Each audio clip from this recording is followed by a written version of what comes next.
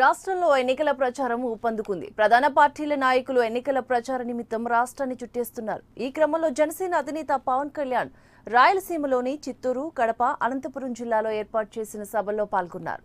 ఈ సభల్లో పవన్ తన ప్రత్యర్థి పార్టీలపై విరుచుకుపడ్డారు.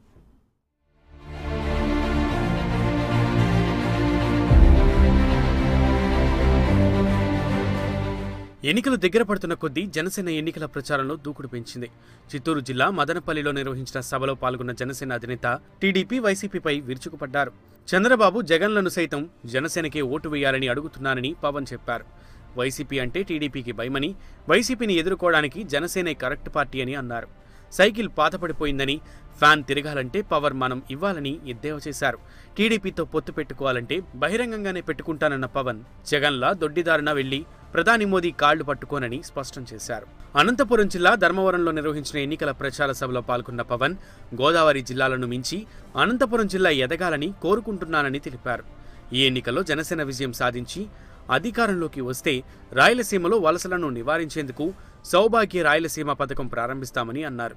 రాయలసీమ అభివృద్ధి కోసం తన ప్రాణాలు ఇచ్చేందుకు సిద్ధంగా ఉన్నానని అన్నారు.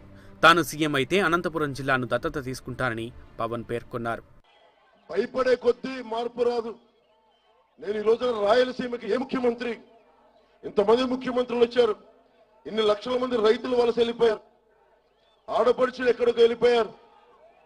ఇవన్నీ ఆగాలి అంటే నేను ఒకటే కోరుకుంటున్నాను, రైతుల వలసలు ఆగాలంటే రైతులకి ఏం చేయాలి?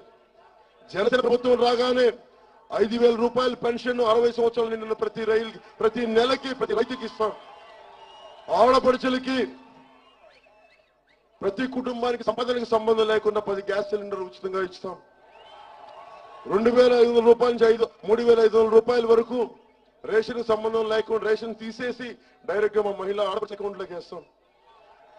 ఉద్యోగాలు ఇప్పుడు ఎక్కడికి వెళ్ళినా సరే ఉద్యోగాలు చదువుకుంటున్నారు. ఇదే అనంతపురం వచ్చినప్పుడు బోళ్ళెత్తమైన నిరుద్యోగుల కంప్లైంట్ మాట్లాడితే ముఖ్యమంత్రి గారు నిరుద్యోగ భృతి అంటారు. నిరుద్యోగ భృతికి ఖజానాలకు డబ్బులు ఎక్కడ వస్తున్నాయి? మీ దగ్గర నుంచి అప్లికేషన్ ఫిల్ చేయని డబ్బులు తీసుకొని మీ దగ్గరే 250 రూపాయలు 500 రూపాయలు తీసుకొని మళ్ళీ దానికి ఎదురు నిరుద్యోగ భృతి ఇస్తా ఉన్నారు. ఉద్యోగాలు రావు, ఉపాధి అవకాశాలు ఇవ్వరు. నేను జనసేన ప్రభుత్వం రాగానే మీకు సంవత్సరానికి ఒక్కసారి ఫీజు పే చేయండి, అది కూడా చాలా తక్కువ ఫీజు పే చేయండి. 1 టైం అన్ని ఎగ్జామ్స్ కలిపి, అన్ని కాంపిటేటివ్ ఎగ్జామ్స్ కలిపి. కడప జిల్లా కేంద్రంలో నిర్వహించిన జనసేన ఎన్నికల ప్రచార సభలో జనసేన అధికారంలోకి వస్తే కడపలో ఉర్దూ యూనివర్సిటీ ఏర్పాటు చేస్తామని పవన్ హామీ ఇచ్చారు. తన హెలికాప్టర్ అనుమతి ఎవరు రద్దు చేయించారో తెలుసన్నారు. బీజేపీ, టీఆర్ఎస్లకు జగన్ పార్ట్నర్ అని అన్న పవన్ తనను విమర్శించే హక్కు జగన్ కు లేదని అన్నారు.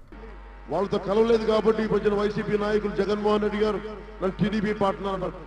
నాకు అనిపిస్తా ఉంది, ఈ రోజు నేను హెలికాప్టర్ రావాలి అంటే కేంద్రం నుంచి వచ్చిందో తెలియదు, నా హెలికాప్టర్ పర్మిషన్ క్యాన్సిల్ చేశారు. దీనికి డైరెక్షన్ ఎవరు ఇస్తున్నారు? జగన్మోహన్ రెడ్డి గారు ఇస్తున్నారా, లేదా భారతీయ జనతా పార్టీ నాయకులు ఇస్తున్నారా? మీరు ఎవరి పార్ట్నర్?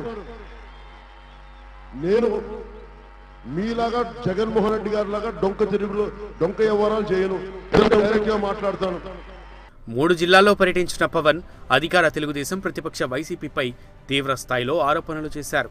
తాను అధికారంలోకి వస్తే ఏ కార్యక్రమాలు చేపడతారో చెప్పుకొచ్చారు.